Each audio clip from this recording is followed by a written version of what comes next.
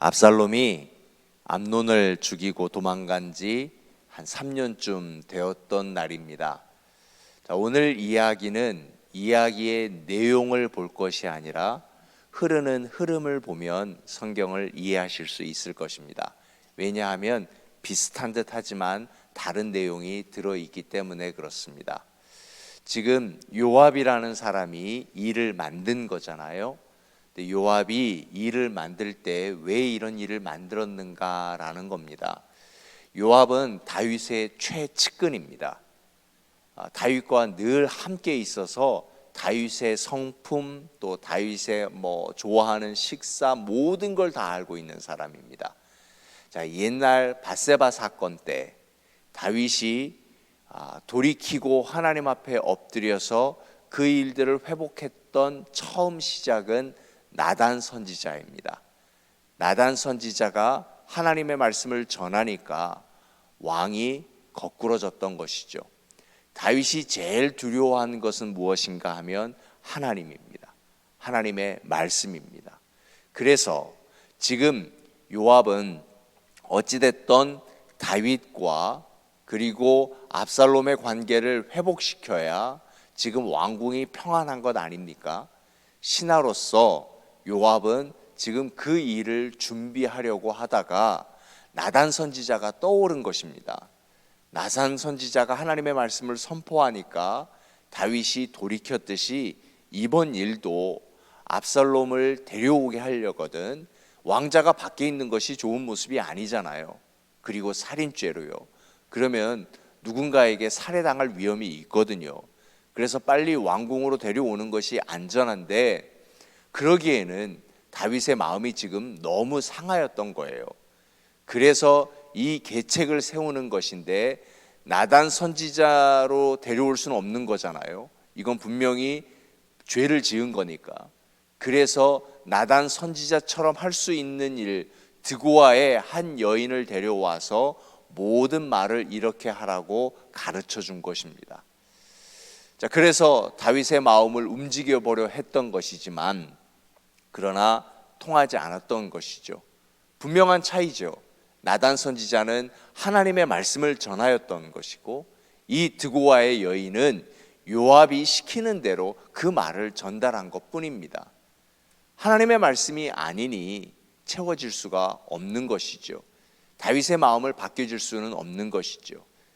눈치 빠른 다윗이 알아냈습니다. 이거 정말 너 안에서 생각해낸 것이냐, 누군가 시킨 것이냐, 혹시 요압이 시킨 거 아니냐? 사실대로 얘기했습니다. 맞습니다.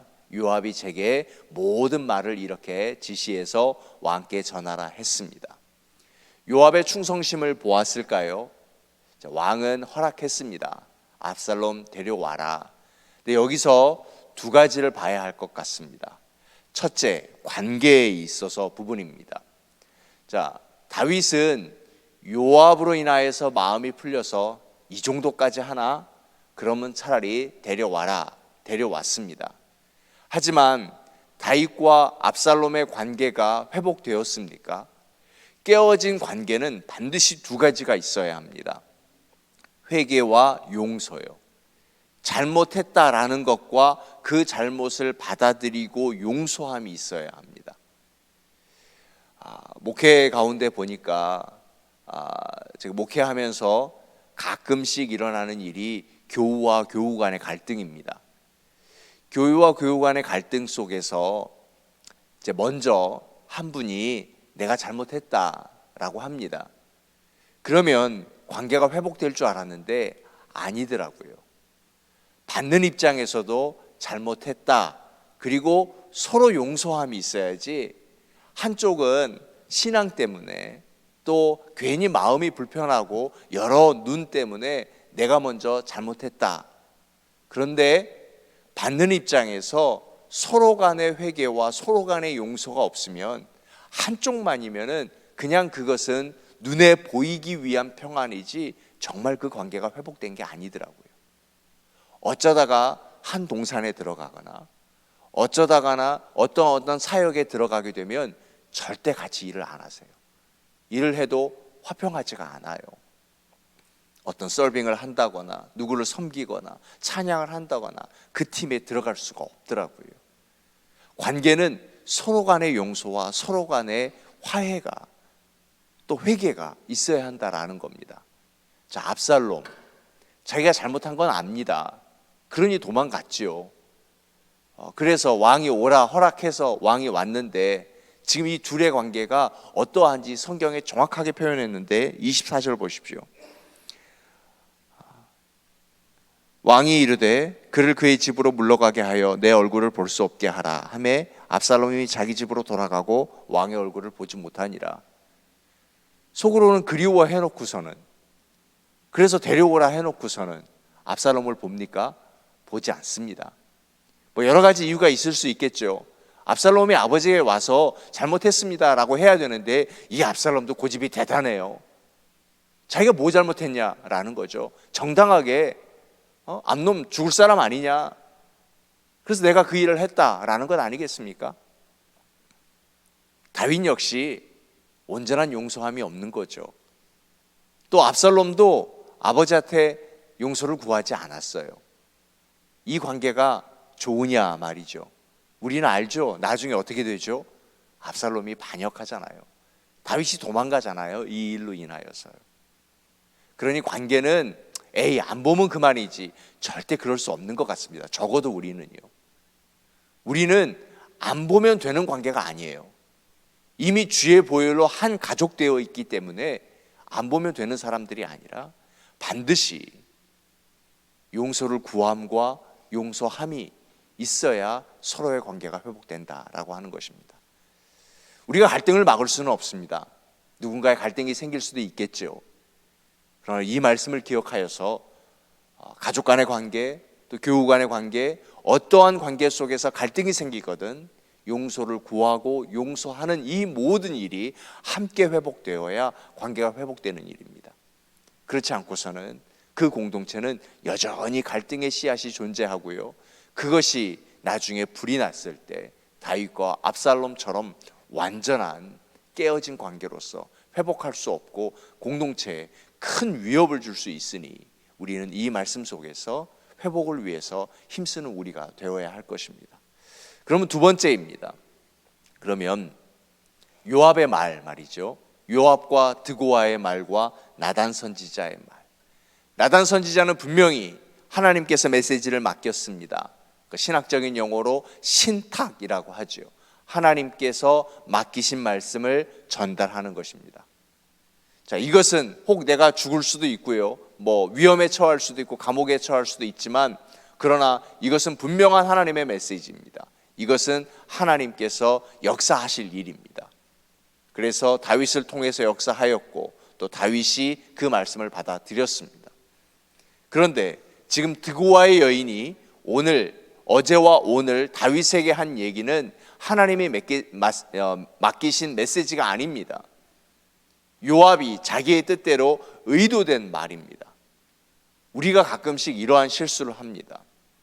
분명한 하나님의 메시지가 아닌데, 내가 묵상한 하나님의 말씀이 아닌데 그 사람의 뜻을 돌이키고자 내 뜻을 강하게 얘기하고자 기도해 보니 이것이 맞다더라.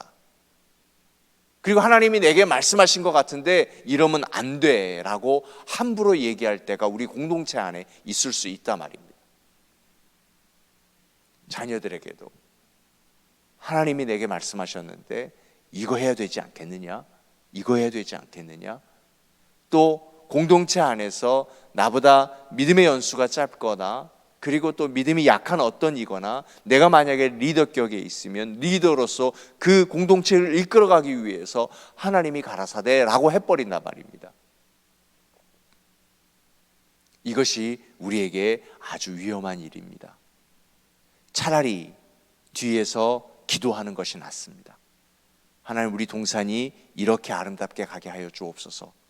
그렇게 해야 하는 것입니다. 먼저 물론 우리가 말에 현혹되는 게 우리지요. 그래서 우리가 분별력과 통찰력을 가져야 하는 것은 옳은 일이지만, 그러나 그 말을 분별하기가 참 어렵습니다. 그러니 우리가 말을 분별하기에 앞서서 말 조심할 수 있는 우리가 되어야 합니다. 특별히 하나님의 말씀으로 이렇게 해서는 안 된다라고 하는 것입니다. 예전에 어릴 때 게임 해보셨죠? 누구누구 가라사대 그러면은 가라사대 오른손 들어 그러면 들어야 되지만 오른손 들어 그렇게 들면 안 되는 그런 게임이요. 저만 했네요. 그러니 하나님이 가라사대, 정말 하나님의 말씀을 전달하기 위해서 우리는 내 삶 속에 하나님의 말씀을 채워야 하는 것입니다. 그러므로 오늘 우리가 누군가에게 전달할 수 있는 말씀은 오늘 우리가 묵상한 사무엘하 14장의 중간 부분 말씀입니다. 만약 우리의 자녀가 말썽을 부렸거나 내 뜻으로 가지 않았다 할지라도 이 말씀의 범위 밖에 있으면 우리는 뒤에서 기도해야지, 하나님이 이러잖아 라고 함부로 얘기해서는 안 된다라고 하는 것입니다. 적어도 우리는 말씀을 맡은 자이니까, 적어도 우리는 기도하러 모인 사람이기 때문에 그러한 삶을 지켜내야 한다라고 하는 것입니다. 이것이 두려움으로 우리 속에 왔으면 좋겠습니다. 그래서 하나님의 말씀으로 꾸준히 채워야 합니다. 내가 오늘 말할 수 있으려면 말씀을 많이 채우면 되는 거죠. 그 말씀을 많이 채워서 내게 담겨두고 그 말씀의 범위 밖에 있는 사람에게 내가 채워진 그 하나님의 말씀을 전달하면 되는 것입니다. 하지만 나의 리더십을 높이기 위해서 조작해서는, 내게 채워지지도 않는 하나님의 말씀을 전달해서는 안 된다라고 하는 것입니다. 나중에 이 요압도 결국 이 버릇을 고치지 못합니다. 끝이 좋지 않습니다. 그래서 늘 우리는 하나님의 말씀 안에 있어야 하는 것입니다. 사랑하는 여러분, 오늘 관계를 회복하는 일에 있어서, 그리고 누군가에게 말을 전달할 때 내게 채워진 하나님의 말씀으로 전할 수 있는 그런 복된 날이 되어 주시기를 주님의 이름으로 축원하여 드립니다. 우리 이 말씀을 붙들고 함께 기도하겠습니다. 하나님, 우리의 마음과 지성에 하나님의 말씀이 채워지게 하여 주시고, 깨어진 관계가 있다면은 용서하고 용서받을 수 있고, 그래서 완전히 건강한 관계로 회복되는 우리 공동체 되게 하여 주옵소서. 기도해 주시고요. 오늘 저녁에 서울 충신교회 예배팀과 함께 찬양 예배를 드립니다. 그렇게 그 예배 가운데 성령의 역사가 넘치도록 위해서 기도해 주시고요. 내일 새벽과 주일, 그리고 우리 유스그룹에게는 오늘 저녁부터 큐티 세미나가 있습니다. 그 큐티 세미나 위에 또 전달해 주시는 강사님 위에 하나님의 은혜가 넘칠 수 있게 하여 주시고, 우리가 말씀 잘 배울 수 있는 시간 될 수 있도록 우리 함께 기도하도록 하겠습니다. 기도합니다. 은혜로우신